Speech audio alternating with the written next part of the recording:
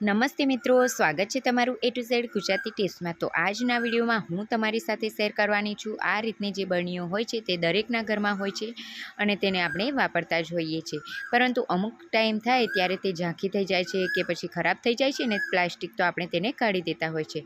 પરંતુ આજે હું તમારી સાથે સરસ મજાના આઈડિયા શેર કરવાની છું કે આજ પછી તમે ક્યારે આ રીતની પ્લાસ્ટિકની બરણીઓ ફેંકો નહીં, કાં તો ભંગારમાં પણ નહીં આપો ફ્રેન્ડ્સ।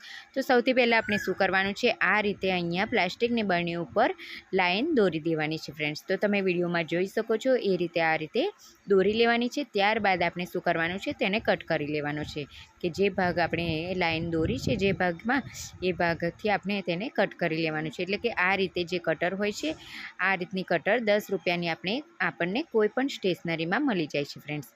તો અહીંયાથી કટરની મદદથી આપણે થોડું કટ કરી લેવાનું છે। ત્યારબાદ કાતરની મદદથી તેનો સાઈડનો ભાગ પણ કટ કરી લેવાનો છે પાછળનો।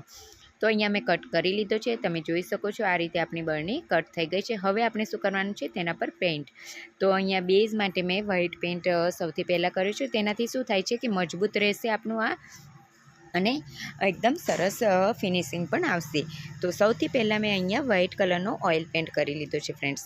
તો તમારી જોડે ઓઇલ પેન્ટ ના હોય તો એક્રેલિક કલરનો પણ તમે ઉપયોગ કરી શકો છો ફ્રેન્ડ્સ। તો અહીંયા મેં વ્હાઇટ કલરનો ઓઇલ પેન્ટ કરી લીધો છે સરસ રીતે, અને ત્યારબાદ તેને સુકાવા દીધી છે। સુકાઈ ગયા બાદ ફ્રેન્ડ્સ આપણે શું કરવાનું છે, તેમાં અહીંયા મેં ડાર્ક કલરનો જે કથ્થઈ કલર હોય છે ને તેને આપણે એના ઉપર રંગી લેવાનો છે ફ્રેન્ડ્સ। તો તમે જોઈ શકો છો એકદમ સરસ રીતે ફિનિશિંગથી તે રંગાઈ જાય છે। એક જ કોટમાં સરસ તેનું ફિનિશિંગ આવી જાય છે ફ્રેન્ડ્સ, કારણ કે આપણે તેની અંદર એટલે કે તેની ઉપર પહેલાં આપણે વ્હાઇટ કલર કર્યો છે એટલા માટે ફ્રેન્ડ્સ, અને બરણી પણ મજબૂત રહેશે ફ્રેન્ડ્સ। તો આ રીતે આપણે કથ્થઈ કલર આખી બરણીમાં કરી દેવાનો છે ફ્રેન્ડ્સ, એકદમ ફિનિશિંગની સાથે ફ્રેન્ડ્સ।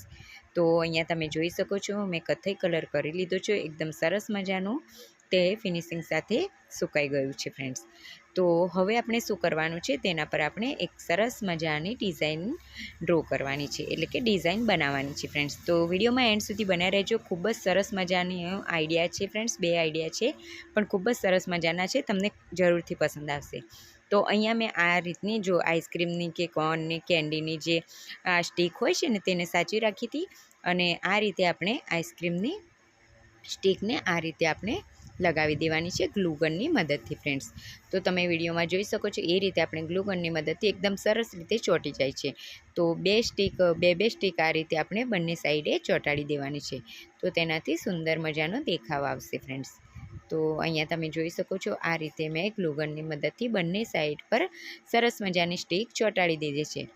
તો એકદમ ફિનિશિંગ સાથે તે ચોંટી પણ જાય છે અને ઉખડતી પણ નથી ફ્રેન્ડ્સ।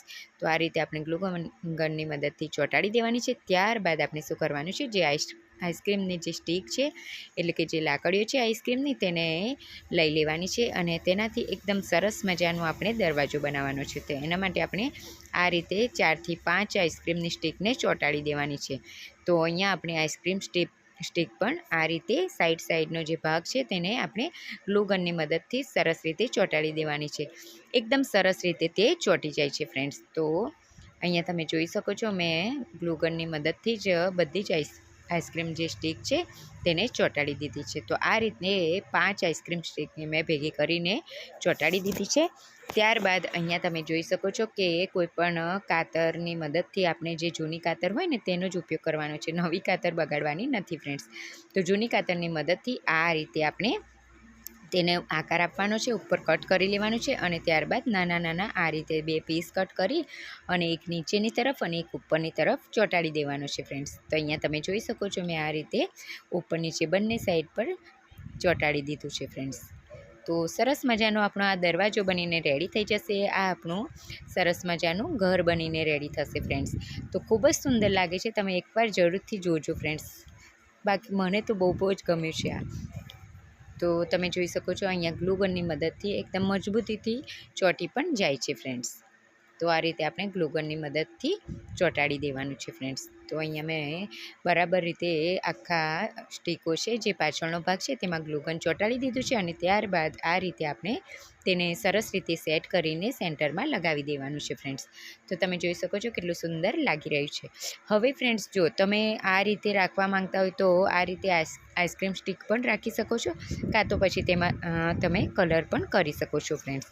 તો અહીંયા મેં વ્હાઇટ કલરનો ઉપયોગ કરીને તેને રંગી લીધો છે, ઉપરની જે સ્ટીક છે તેને પણ અને જે દરવાજાવાળી છે સ્ટીક તેને પણ.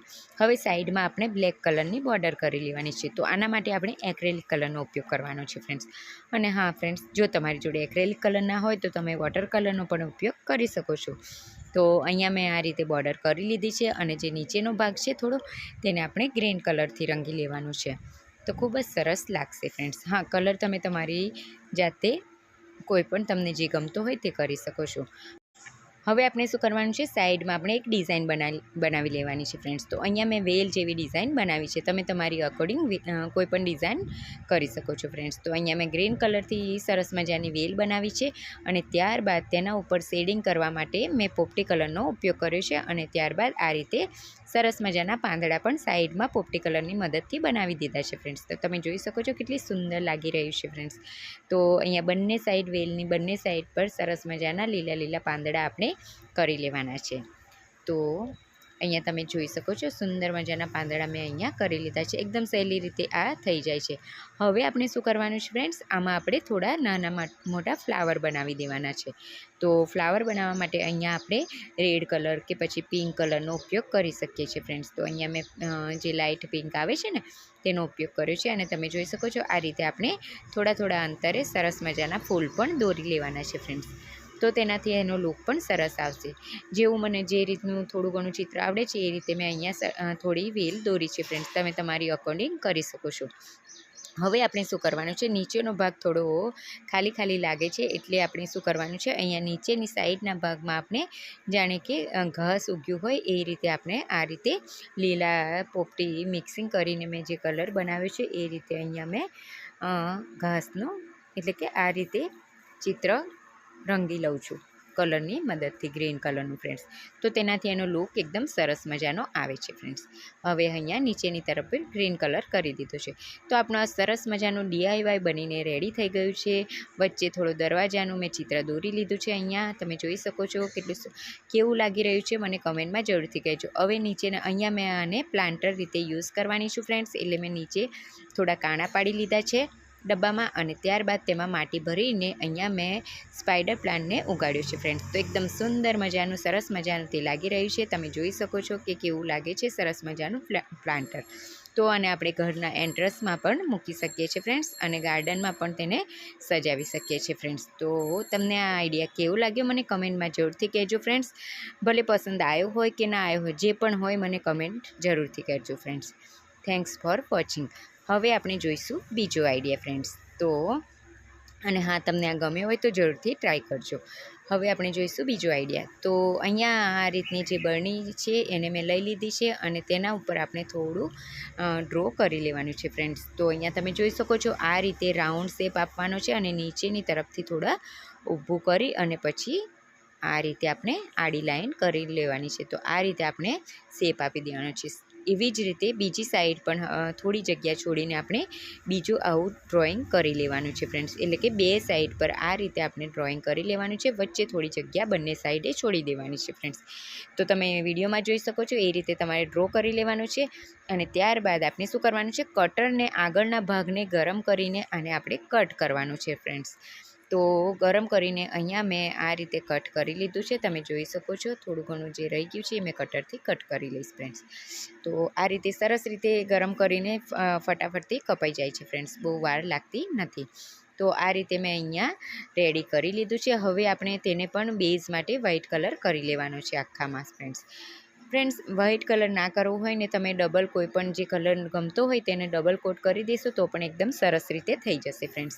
તો અહીંયા પછી મેં લાઇટ કલરનો બ્રાઉન કલર બનાવી અને તેના ઉપર આ રીતે બ્રાઉન કલરથી તેને પણ રંગી લીધું છે. હા, આમાં મેં ડાર્ક કલર નથી ઉપયોગ કર્યો, આમાં મેં આ રીતનો જે થોડો લાઇટ કલર આવે છે ને ફ્રેન્ડ્સ એનો ઉપયોગ કર્યો છે. તો અહીંયા તમે જોઈ શકો છો મેં સરસ રીતે રંગી દીધું છે અને હવે આપણે શું કરવાનું છે, આપણી જોડે જો આવા કોળિયા પડ્યા હોય ને ઘરમાં દિવાળીના કે એવા મૂકી રાખ્યા હોય તો તે કોળિયું લેવાનું છે મોટું. તો અહીંયા મારી પાસે આ રીતનું હતું એટલે મેં આનો ઉપયોગ કર્યો છે ફ્રેન્ડ્સ. તો તમે અહીંયા શું કરવાનું છે, તેને થોડું પલાળી દેવાનું છે અને ત્યારબાદ આપણે તેમાં આ રીતે કાણું પાડી લેવાનું છે ફ્રેન્ડ્સ. તો સરસ રીતે થોડું મોટું કાણું પાડવાનું છે કે દોરી હોય ને તે દોરી અંદર જઈ શકે ફ્રેન્ડ્સ. તો આ રીતે મેં કાણું પાડી લીધું છે અને થોડું મોટું કરવા માટે આ રીતે કાતરથી તેને ગોળ ગોળ ફેરવીને સરસ રીતે મોટું કાણું થઈ જશે ફ્રેન્ડ્સ. તો આ કોળિયામાં પણ આપણે શું કરવાનું છે, કલર રંગી લેવાનો છે ફ્રેન્ડ્સ.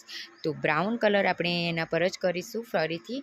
તો જે કલર આપણે બરણી પર કર્યો છે ને એ જ કલર આપણે આ કોળિયા પર પણ રંગી લેવાનો છે. તો અહીંયા મેં કોળિયું રંગી લીધું છે. ત્યારબાદ જે ડબ્બો છે તે ડબ્બામાં પણ ઉપરના ભાગમાં કાણું પાડી દેવાનું છે અને ત્યારબાદ આપણે એક લેસ લેવાની છે, કોઈ પણ આપણી મનપસંદ. તો અહીંયા મેં લેસ લીધી છે અને લેસને કોળિયાની કિનારીઓ પર ગ્લુ ગનની મદદથી આપણે ચિપકાઈ દેવાની છે ફ્રેન્ડ્સ.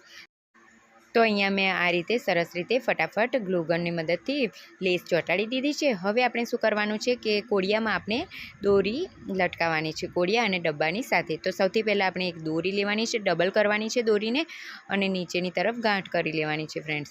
અને ત્યારબાદ આપણે આ રીતે દોરીને ઉપરની તરફ કાઢવાની છે અને કોળિયાને પણ આ રીતે તમે જોઈ શકો છો કાણા છે એમાં આ રીતે દોરીને ફસાવી દેવાની છે અને આ રીતે આપણે કોળિયું મૂકી દેવાનું છે ડબ્બાની ઉપર ફ્રેન્ડ્સ.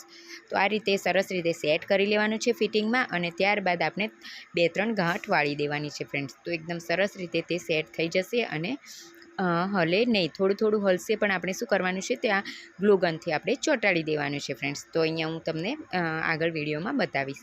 તો આ રીતે આપણે ગાંઠ કરી લીધી છે. હવે આપણે આને મનપસંદ આમાં ચિત્ર કરી લેવાનું છે, એટલે કે ડ્રોઈંગ કરી લેવાનું છે. તો અહીંયા તમે જોઈ શકો છો વ્હાઇટ કલરની મદદથી મેં અહીંયા આ રીતે વેલ પાડી લીધી છે અને વચ્ચે વચ્ચે આ રીતે ટપકા કરી લીધા છે. તો સરસ મજાનો લુક આવે છે ફ્રેન્ડ્સ. તો તમે પણ કોઈ પણ તમારું મનપસંદ કોઈ પણ આઈડિયાથી ચિત્ર કરી શકો છો. તો આ રીતે મેં અહીંયા ડ્રો કરી લીધું છે. હવે આપણે શું કરવાનું છે ફ્રેન્ડ્સ કે જે કોળિયું આપણે લટકાવ્યું છે ને એને આપણે ગ્લુ ગનની મદદથી થોડું ફિટ કરી લેવાનું છે, એટલે કે ચોંટાડી દેવાનું છે. તો અહીંયા તમે જોઈ શકો છો ધારો પર મેં ગ્લુ ગનથી તેને ફિટિંગમાં ચોંટાડી દીધું છે ફ્રેન્ડ્સ. હવે આપણે સાઈડવાળો જે ભાગ છે તેમાં પણ થોડું કંઈ ચિત્ર કરી લેવાનું છે, તેનાથી આ બરણીનો લુક એકદમ સુંદર મજાનો આવશે ફ્રેન્ડ્સ.